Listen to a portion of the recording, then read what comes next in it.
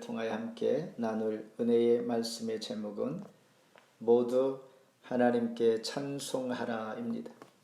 세상의 역사의 마지막을 위하여 우리에게 주신 하나님의 예언의 말씀, 예언은 너무나 확실합니다.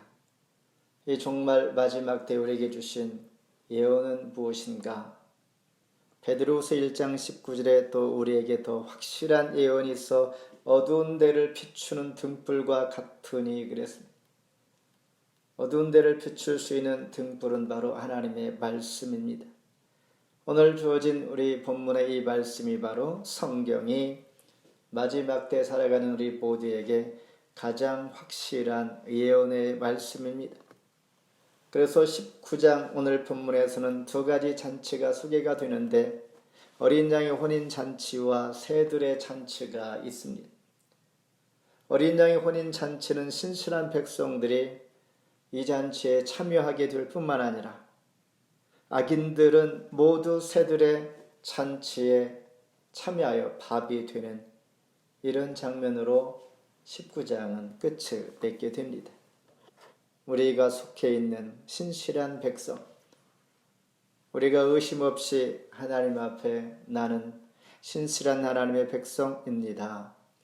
주님 다시 오실 때 어린 양의 혼인잔치에 나는 참여하게 될 것입니다. 참여해야겠습니다. 참여할 수 있도록 오늘 말씀에서 깨닫고 더 하나님 앞에 신실하게 고백할 수 있게 주옵소서. 이런 마음으로 함께 은혜의 시간 되기를 바랍니다. 먼저 많은 무리의 찬송이 있습니다. 우리 읽은 것처럼 1절 다시 제가 읽으면 이 일 후에 내가 들으니 하늘에 허다한 무리의 큰 음성 같은 것이 있어 이르되 그랬습니다. 이제 큰 성 바벨론 심판을 받은 후에 클라이막스에 이르는 것입니다. 허다한 무리들은 천사를 의미합니다. 이들이 큰 음성의 찬양을 할 때에 할렐루야로 시작을 하게 됩니다. 허다한 무리의 찬송 할렐루야는 3절에서도 언급됩니다.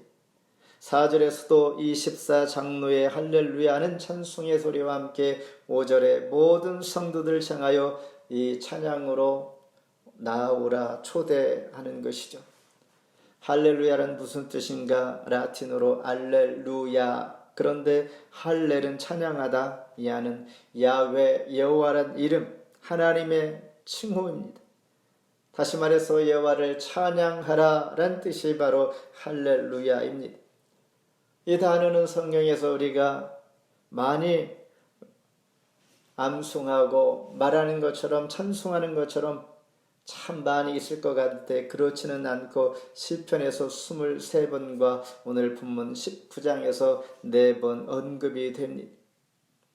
우리가 잘 아는 핸델의 메시아 중 할렐루야 코러스는 오늘 본문 19장 6절에 보면 또 내가 들으니 허다한 불이 큰 음성과도 같고 많은 물소리와 같고 큰 우레소리와도 같은 소리로 이르되 할렐루야 주 우리 하나님 곧 전능하신 이가 통치하시도다.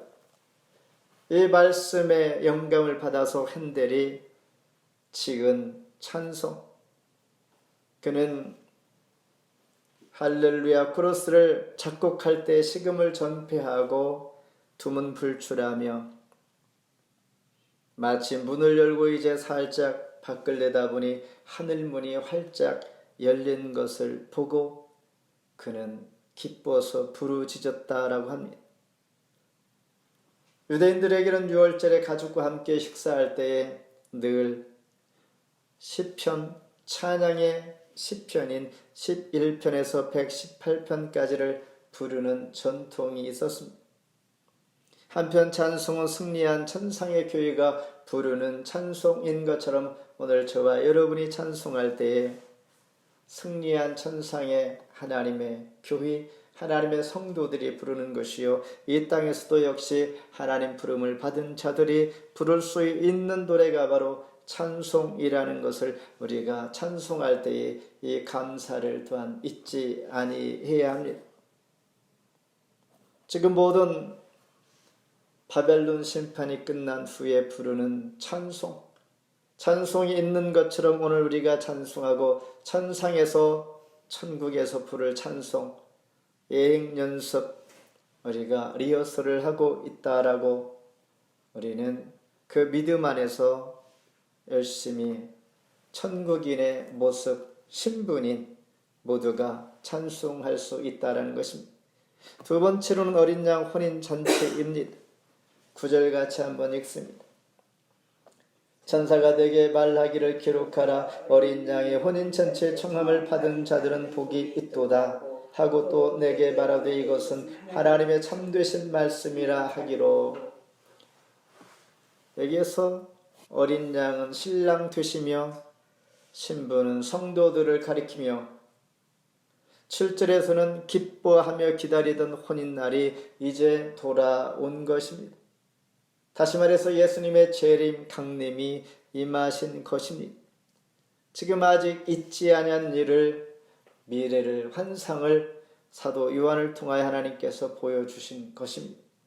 이 말씀대로 예언의 말씀이 확실히 분명하다면 사도 요한이 본 것처럼, 하나님 보여주신 것처럼 주님 반드시 재림하실 것을 기대하면서 미리 우리가 장래의 일 지금 가 있어서 주님 강림하심을 기뻐하며 기다리던 그 혼인날 우리가 동참하게 되는 이 마음으로 말씀을 대하는 것입니다. 마태복음에 보면 8복이 있듯이 계시록에도 7가지 복이 있습니다. 요한계시록의 7가지 복의 내용은 예언의 말씀, 하나님의 말씀을 읽고 늘 듣는 자가 복이 있는 것입니다. 그리고 주 안에서 죽은 자가 복이 있다. 자기의 부끄러움을 보이지 아니하는 자가 복이 있고, 오늘 본문에서 어린 양의 혼인잔치에 초대를 받은 사람이 복이 있다.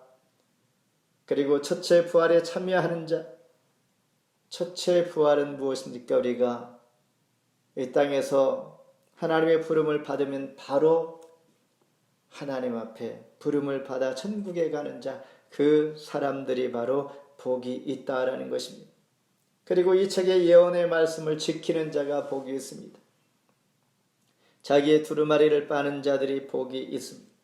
이 중에 네 번째, 어린 양의 혼인잔치에 오늘 본문에서 청함을 받은 이 사람들을, 믿음의 사람을 복이 있다 이렇게 말합니다.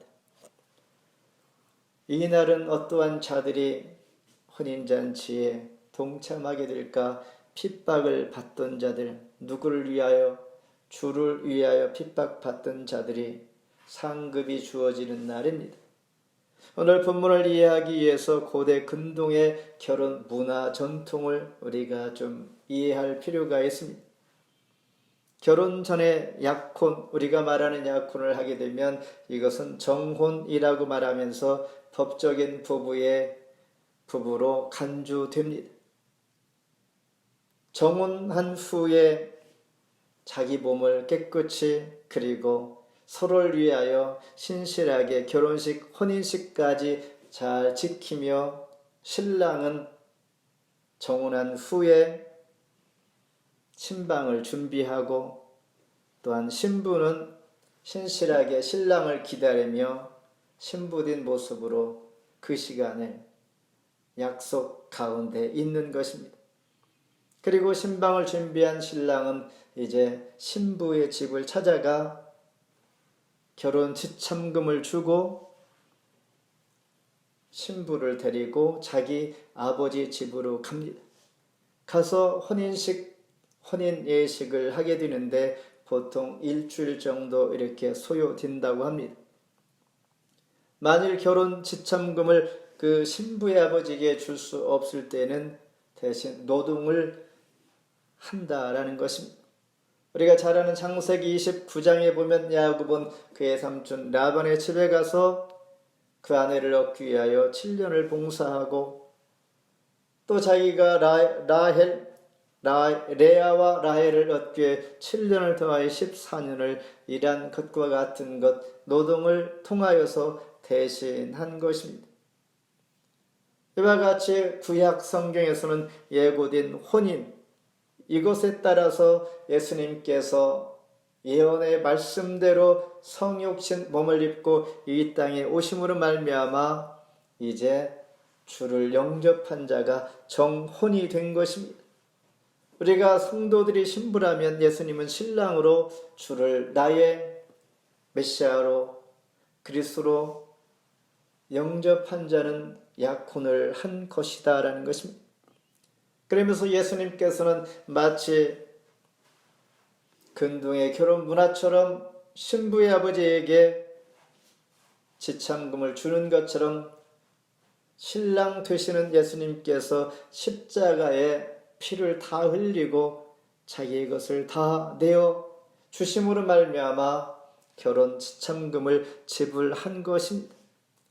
이제 주님께서 다시 재림하심으로 말미암아 온전한 혼인 잔치를 하게 되며 영원한 교제가 시작이 됩니다.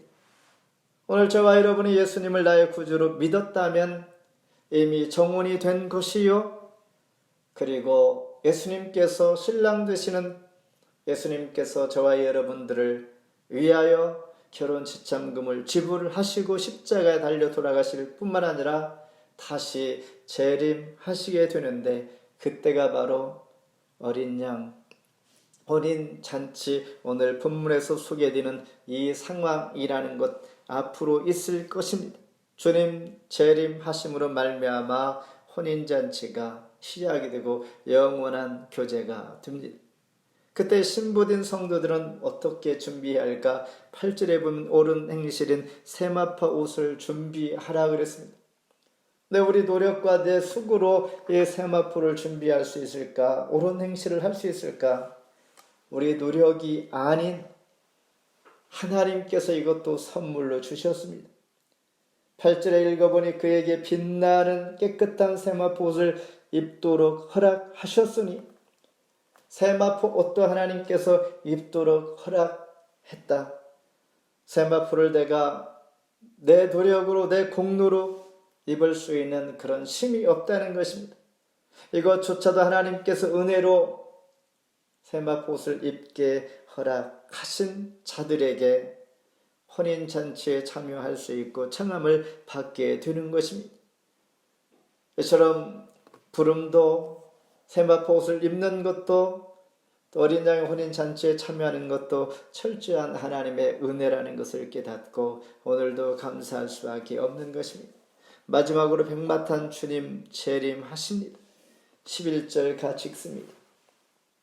또 내가 하늘에 열린 것을 보니 보라, 백마와 그것을 탄 자가 있으니 그 이름은 충신과 진실이라. 그가 공의로 심판하며 싸우더라. 드디어 하나님을 대적하는 짐승이 자기를 따르는 자들을 아마겟돈으로 다 불러 모아 전쟁을 벌일 때에 백마를 탄 그리스도와 그의 군대와 최후의 전쟁을 벌이게 됩니다. 지금 읽은 11절에서 백마를 탄 분은 바로 충신과 진실이라는 이름을 가졌는데 이분이 바로 예수 그리스도이십니다. 결국은 전쟁을 벌임으로 어떠한 결과를 얻게 되는가? 21절에 보면 말탄 자의 입으로부터 나오는 검의 죽음에 그랬습니다. 예수님께서 입으로 나오는 그 말씀이 검이 되어서 철저하게 상대가 되지 않게 검의 상대편 적들이, 즉 짐승이 다 죽게 됩니다. 이제 그 결과 어떻게 되는가? 그 시체를 새들이 먹게 되는데 신실한 백성들은 어린 양의 혼인잔치에 참여하지만은 사단에 속한 전쟁에 진 이 악인들은 모두 새들의 잔치에 밥이 되면서 새들의 잔치가 되는 것입니다. 이렇게 됨으로써 19장은 끝을 맺게 됩니다. 말씀을 맺습니다. 어린 양 예수 그리스도의 재림으로 오랜 전쟁에 막이 내리게 됩니다. 지금까지 전쟁은 12장에서 하늘에서 쫓겨난 마귀가 얼마 남지 않은 줄 알고 두 짐승과 전쟁을 치르게 됩니다. 13장에서는 정치, 종교가 결합하여 그리스도인을 미혹하고 박해하는 이 모든 것들, 그리고 짐승의 표를 받게 하는 이 모든 것이 전쟁의 한 부분인 것이죠. 그리고 20장에 가서 옛뱀 사탄 붉은 용으로 등장한 마귀가 심판받아 오랜 전쟁의 끝을 내리게 됩니다. 며칠 막을 내리게 되면서 우리가 살아가는 이 시대의 전쟁의 본질이 무엇인가? 어떻게 인내로 신앙을 지켜야 할까? 우리가 신앙생활 잘하고 싶은데 어떻게 해야 할까라는 것을 우리가 고민하지 아니할 수가 없습니다. 에베소서 6장 12절에 보면 우리의 씨름은 혈과 육을 상대하는 것이 아니요 통치들과 권세들과 이 어둠의 세상 주관자들과 하늘에 있는 악의 영들을 상대함이라. 우리가 결코 상대할 수 없는 그런 악의 영들 앞에서 우리는 내 힘으로 도저히 감당할 수가 없는 것입니다. 우리 힘으로 우리 육으로 혈로 상대하는 것이 아니다라는 것입니다. 백발백중 질 수밖에 없지만은 우리에게 다시 한번 에베소 6장 18절에서 이렇게 말합니다. 모든 기도와 간구를 하되 항상 성령 안에서 기도하고 이를 위하여 깨어 구하기를 항상 힘쓰며 여러 성도를 위하여 구하라. 내 자신도 성령 안에서 기도하고 또한 여러 성도를 위하여 기도하는 것, 이것이 내가 이길 수 있고 신앙생활 잘할 수 있는, 개런티할 수 있는 것이다 라는 것. 이것이 싸움의 본질이요 또한 인내하게 하고 마지막 때의 전쟁에 막을 내릴 때까지 내가 오래 잘 참고 견디며 어린 양의 혼인잔치에 참여할 수 있는 자가 된다라는 것을 다시 한번 생각하면서 성령 안에서 기도하며 여러 성도를 위해서 기도하는 토론토 충현교회 되기를 주의 이름으로 축원합니다. 기도하겠습니다.